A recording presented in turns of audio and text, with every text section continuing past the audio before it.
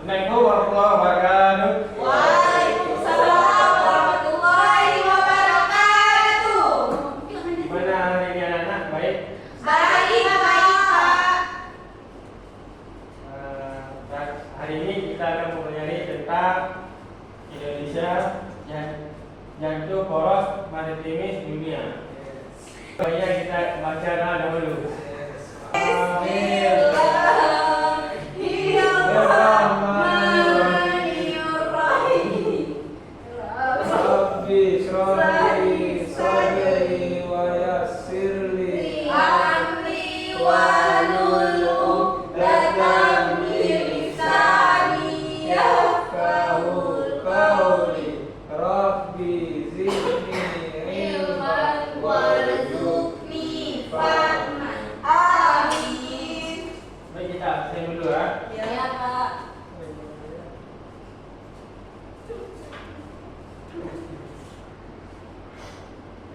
Juliana, hadir Pak. Nawati, Jaya, Hadir Bapak. Alhamdulillah. Hadir. Nulis nama ya.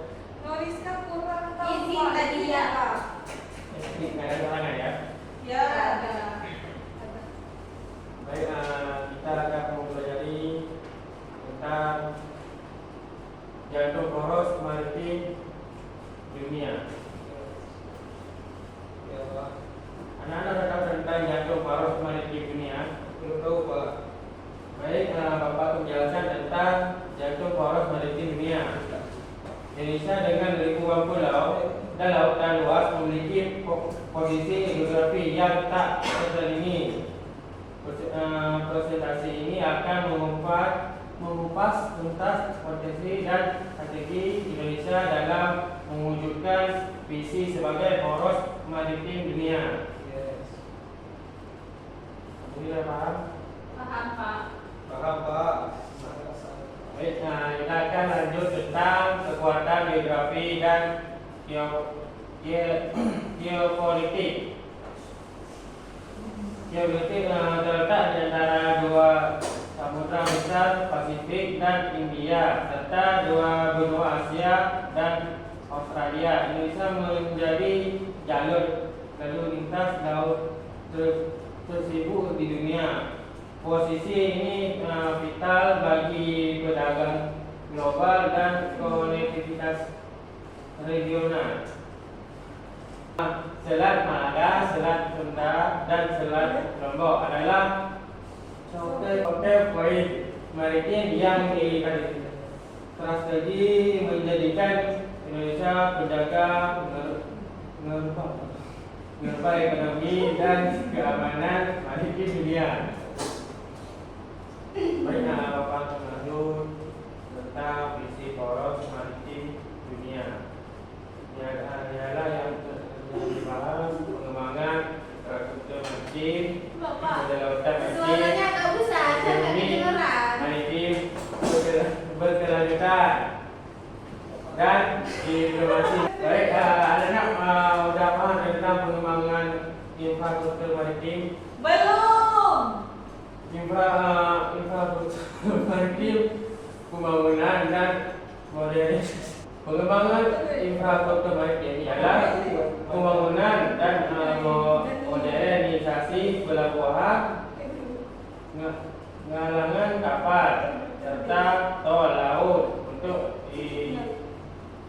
efisiensi logistik.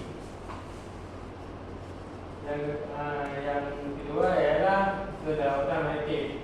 Gimana kalian dah ngerti tentang kedaulatan maritim? Sudah Pak. Apa?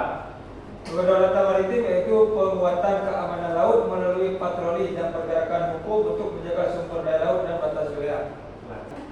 Baik, kita akan masuk yang ketiga. Materi yang ketiga adalah ekonomi maritim berkelanjutan. Apa maksudnya ya? Ekonomi maritim berkelanjutan.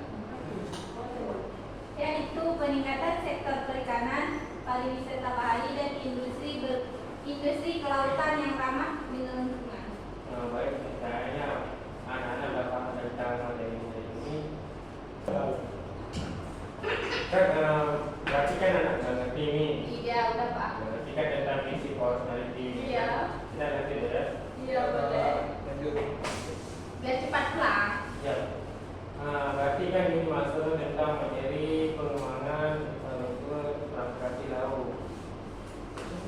Tidak ada gambar itu. Gambar apa itu Pak? Itu kapal pelabuhan itu melayani di lautan dia. Itu paham saya bisa itu, Pak. Apa yang bisa? Itu kan jadi menggambarkan kelautan Indonesia, Pak, kan? Karena Ya. Indonesia terletak di bagian geografis. Ya, begitu, Pak, kan?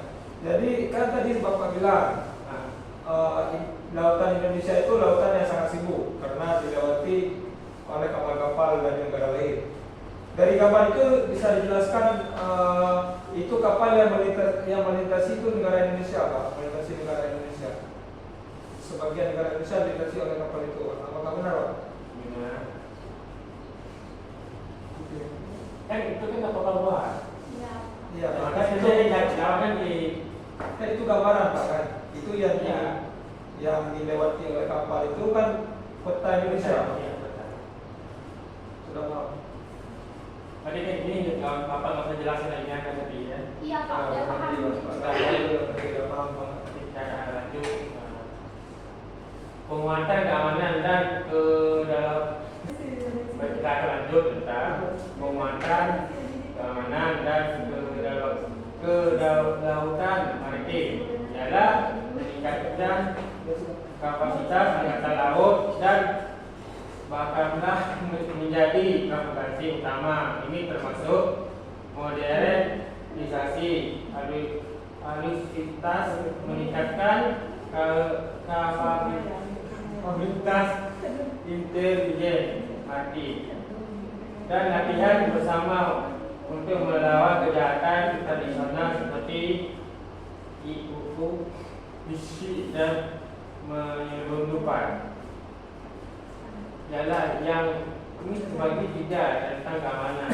Contohnya penegakan hukum, patroli rutin, kerjasama internasional.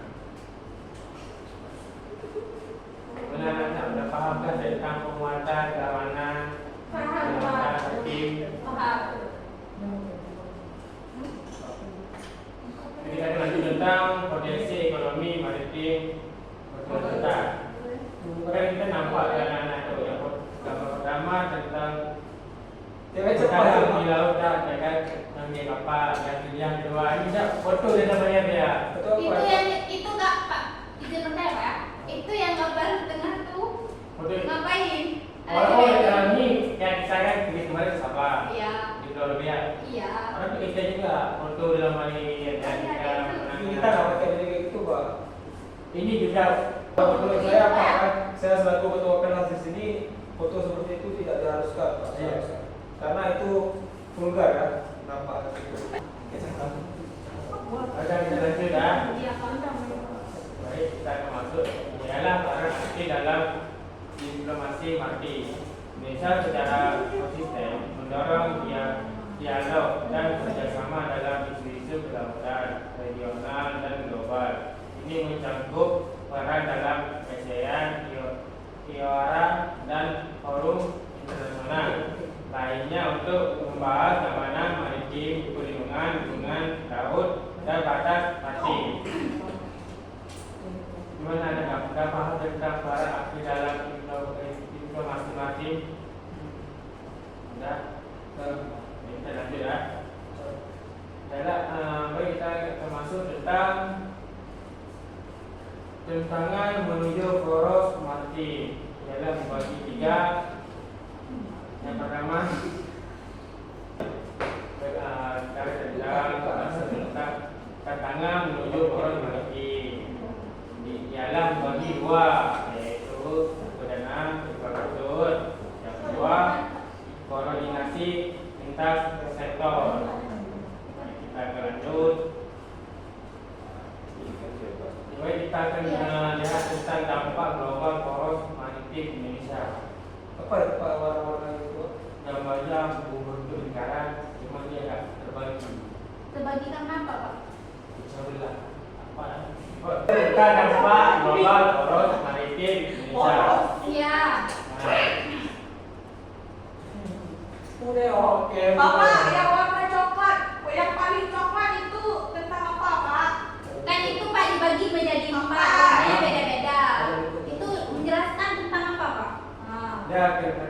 menjelaskan tentang tekanan menuju poros maritim. Ya. Kalau yang coklat kali itu perdana infrastruktur ialah kebutuhan investasi besar untuk pembangunan dan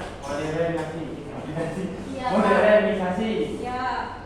Kalau yang agak coklat Ya. adalah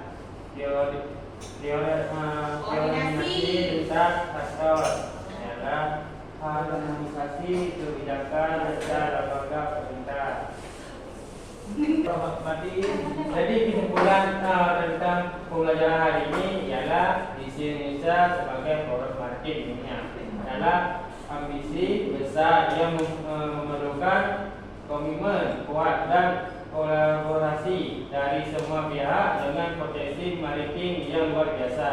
Indonesia setia menjadi pemain kunci di panggung global.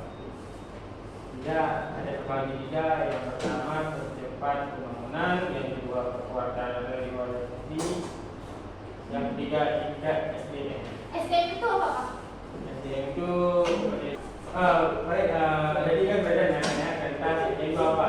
Ya. Itu kayak sumber daya alam, paham? Manusia. Sumber daya manusia. Sudah paham kan? Ya. Baik, langkah baiknya kita mengakhiri tentang pembelajaran hari ini. Baik, kita akan mengakhiri materi hari ini. Kita yang kita pelajari kan? Ya. Bapak akhiri. Hari ini Bapak akhiri. Assalamualaikum warahmatullahi wabarakatuh. Waalaikumsalam.